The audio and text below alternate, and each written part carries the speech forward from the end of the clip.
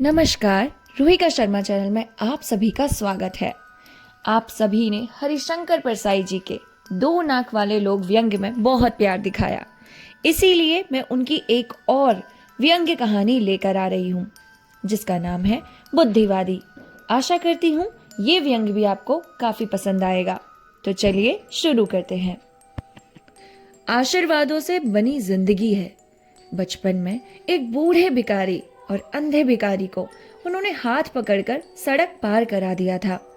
अंधे भिखारी ने आशीर्वाद दिया, बेटा मेरे जैसे हो जाना। अंधे भिखारी का मतलब लंबी उम्र से रहा होगा, पर उन्होंने दूसरा मतलब निकाला और अध्यापक हो गया। अब अध्यापक थे तब एक टिहरी की प्राण प्रतीक्षा की थी। टिटहरी ने आशीर्वाद दिया, भैया मेरे जैसे होना। टिटहरी का चाहे जो भी मतलब हो, पर वो इंटेलेक्चुअल बुद्धिवादी हो गए। हवा में उड़ते हैं पर अब जमीन में सोते हैं, तो टांग ऊपर करके इस विश्वास और दंभ के साथ कि आसमान गिरेगा तो पांव से थाम लूंगा। आशीर्वादों से बनी जिंदगी का अब ये हाल है कि बंधी आदमी 2-2.5 हज़ार की है, बंगला है, कार है। दोनों लड़के अच्छी नौकरी पा गए हैं। लड़की रिसर्च कर रही है। ऐसे में शरीफ से शरीफ आदमी इंटेलेक्चुअल हो जाएगा। वे कोई खास शरीफ भी नहीं। हाँ, वे होने में ऐसे ही लेट हो गए हैं। 2 साल विदेशों में रहकर वो लौटे तो परिचितों में हल्ला हो गया कि वो बुद्धिवादी हो गए हैं। बुद्धिवादी से मतलब तो आप समझते ही होंगे ना, कि बहुत ही ज्ञानवान हो गए हैं। अगर वो विदेश में रहकर आए हैं तो वहां के ज्ञानी लोगों के साथ रहकर ज्ञान तो सीख ही गए होंगे। तमाशा प्रेमी लोग उन्हें देखने जाते और बताते कि वो तो सचमुच बुद्धिवादी हो गए हैं। एक ने उन्हें खिड़की से झांक कर देखा और हमें बताया, अरे सुनते हो, वो सचमुच बुद्धिवादी हो गया। कमरे में बैठा छत को ऐसा देख रहा था जैसे हिसाब लगा रहा हो कि छत कितने सालों में गिर जाएगी। एक ने उन्हें बगीचे में घूमते देख लिया। कहने लगा, जब वो फूलों की तरफ देखता तो फूल कांपने लगता। अरे भयंकर बुद्धिवादी हो गया है। एक दिन हम उनसे मिलने पहुंचे, मैं और मेरा एक मित्र। फोन पर उन्होंने आधे घंटे बाद आने को कहा था। हम उन दिनों पूर्वी बंगाल के तूफान पीड़ितों के लिए चंदा इकट्ठा कर रहे थे। सोचा बुद्धिवादी को देख भी लेंगे और चंदा भी ले लेंगे। अब हम उनके कमरे में घुसे। सचमुच वो बदल गए थे। काली फ्रेम का चश्मा निकल गया था। उनकी जगह पुतली सुनहरी फ्रेम का चश्मा लगाई हुई थी। आंखों की चमक और फ्रेम की चमक एक दूसरे को प्रतिबिंबित करके चकाचौंध कर देती थी। मुद्रा में स्थायी खिन्नता दुखदाई होती है, मगर उनके चेहरे पर सुखदाई खिन्नता थी। खिन्नता दुनिया की दुर्दशा पर थी। उसमें सुख का भाव इस गर्व से मिला दिया था कि मैंने इस दुर्दशा को देख लिया। बाईं तरफ का नीचे का होठ कान की तरफ थोड़ा खिंच गया था, जिससे दोनों होठों के बीच थोड़ी सी जगह हो गई थी। स्थायी खिन्नता व लगातार चिंतन से ऐसा हो गया था। पूरे मुंह में वह एक छोटी सी सेंध थी जिसमें से उनकी वाणी निकलती थी, बाकी मुंह बंद रहता था। हम पूरे मुंह से बोलते हैं, मगर बुद्धिवादी मुंह के बाएं कोने को जरा सा खोलकर गिनकर शब्द बाहर निकालता है। हम पूरा मुंह खोलकर हंसते हैं। बुद्धिवादी बाएं तरफ के होठों को थोड़ा खींचकर नाक की तरफ ले जाता है। होंठ के पास के नथुने में थोड़ी हलचल पैदा होती है और हम पर कृपा के साथ संकेत मिलता है कि आई एम अम्यूज्ड। तुम हंस रहे हो, मगर मैं सिर्फ थोड़ा मनोरंजन अनुभव कर रहा हूं। गवार हंसता है, बुद्धिवादी सिर्फ रंजित हो जाता है। टेबल पर 4-5 किताबें खुली हुई उल्टी इस तरह पड़ी है जैसे पढ़ते पढ़ते लापरवाही से डाल दी हो। पर वो लापरवाही से ऐसी छोड़ी गई है या हर किताब का नाम सिर्फ दिख रहा है, यह कौन जाने। किताबों की समझदारी पर मैं नौछावर हो गया। लापरवाही से एक दूसरे पर गिरेंगी तो भी इस सावधानी से कि हर किताब का नाम न दबे। मैं समझ गया कि वो किताबों को नहीं पढ़ रहे थे। हमें आधा घंटे बाद बुलाया था। इस आधे घंटे में बड़ी मेहनत से इन किताबों की बेतरतीबी सीधी होगी। बुद्धिजीवी बार बार किताबों की तरफ हमारा ध्यान खींचने की कोशिश करता है। वो चाहता है हम चकित हो और कहे, अरे वाह, कितनी तरह की पुस्तकें पढ़ते हैं आप, इनके तो हमने नाम भी नहीं सुने। हम चकित होने में देर कर रहे हैं। बुद्धिवादी थोड़ा बेचैन हो रहा है। उन्होंने हमें इस तरह बिठाया कि हमारी तरफ देखने में उनको सर को 24 डिग्री घुमाना पड़े।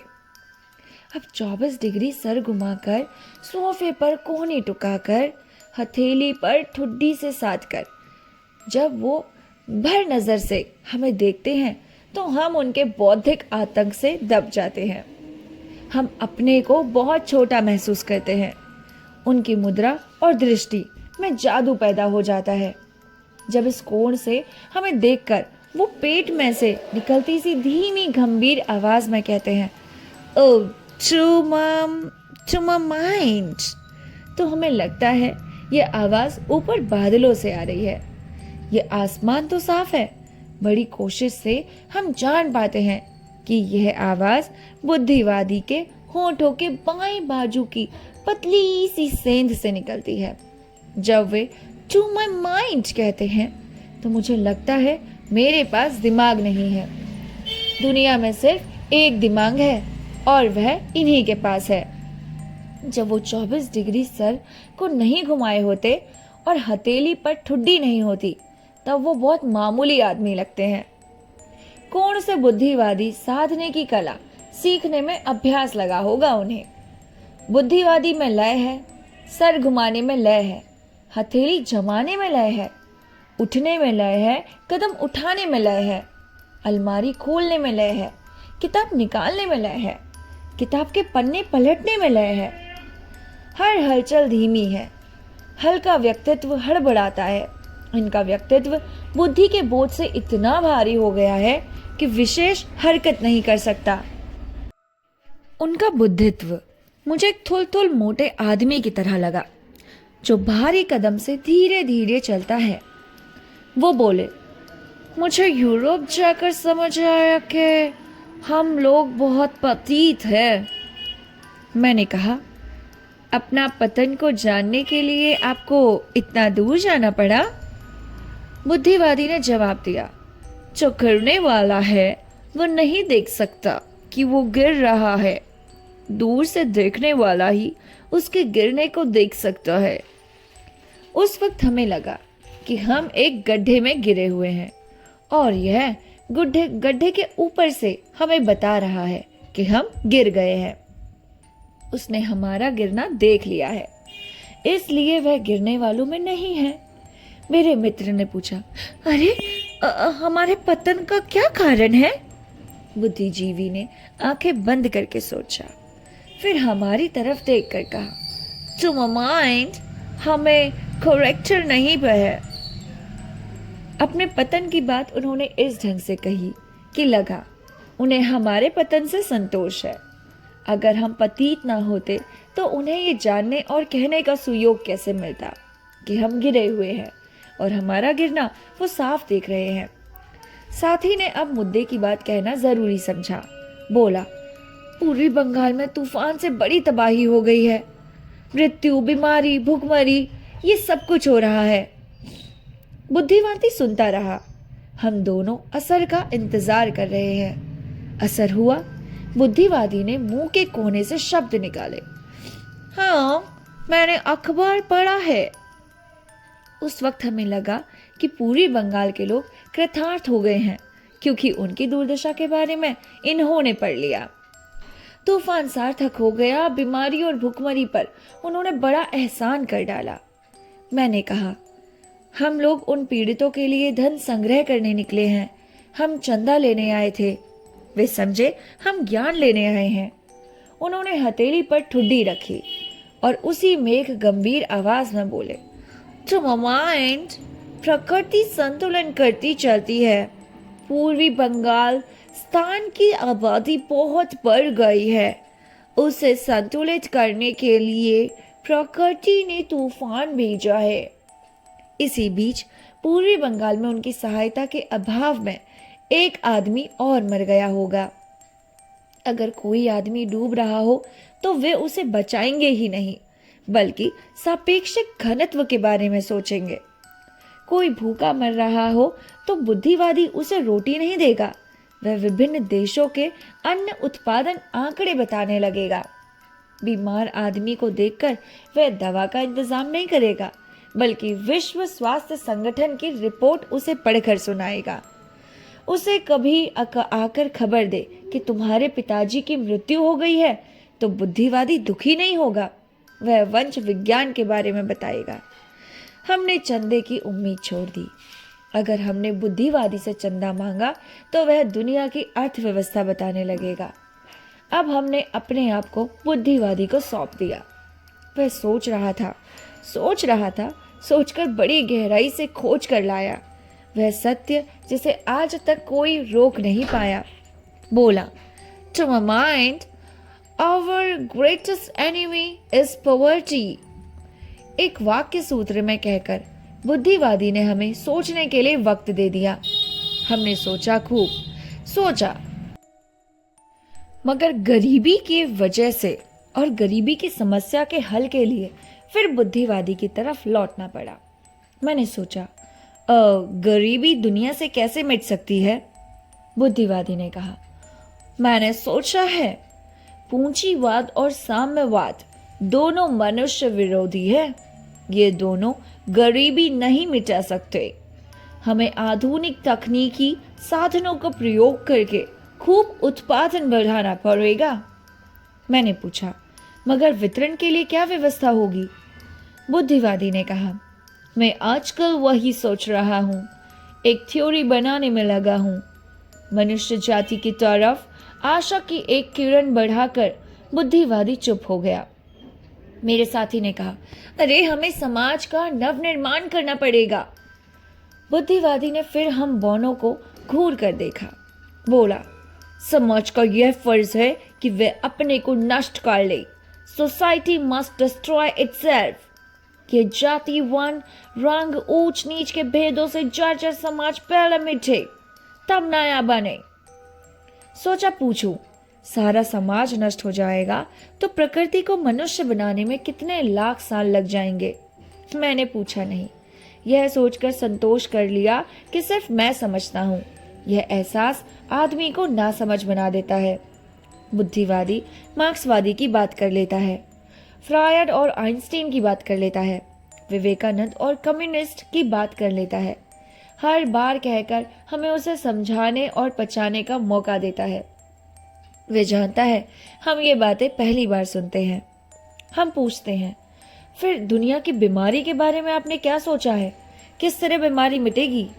वह आंख बंद कर लेता है, सोचता है। हम बड़ी बात सुनने के लिए तैयार हो जाते हैं। बुद्धिवादी कहता है, ultimately I have to return to Gandhi. Love प्रेम। अब बुद्धिवादी क्रांतिकारिता पर आ गया।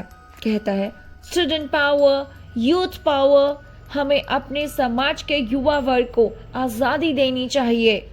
वही पलटेंगे इस दुनिया को, वही बदलेंगे। जो कौम अपने युवा वर्ग को दबाती है वह कभी ऊपर नहीं उठ सकती। ये किताब देखिए, मार्क्यूस की, ये कोहेन बेंटी की किताब। बुद्धिवादी गंभीर हो गया।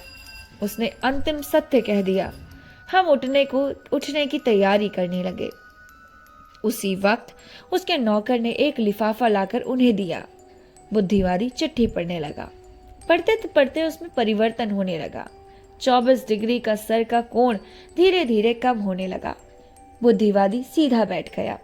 होठ की मरोड़ मिट गई। आंखों में बैठी बुद्धि गायब हो गई। उसकी जगह परेशानी आ गई। चेहरा सपाट हो गया। सांसें जोर जोर से चलने लगी। बुद्धिवादी निहायत बॉर्डम लगने लगा। अब बुद्धिवादी ने चिट्ठी को मुट्ठी में कस लिया। चश्मा उतार लिया। हम नंगी आंखें देख रहे थे। वो बुझ गई थी। चमक चश्मे के साथ ही चले गई थी। दम्भ शायद मुट्ठी में चिट्ठी के साथ दब गया था। मैंने कहा, आप कुछ परेशान हैं? सब खैर तो है?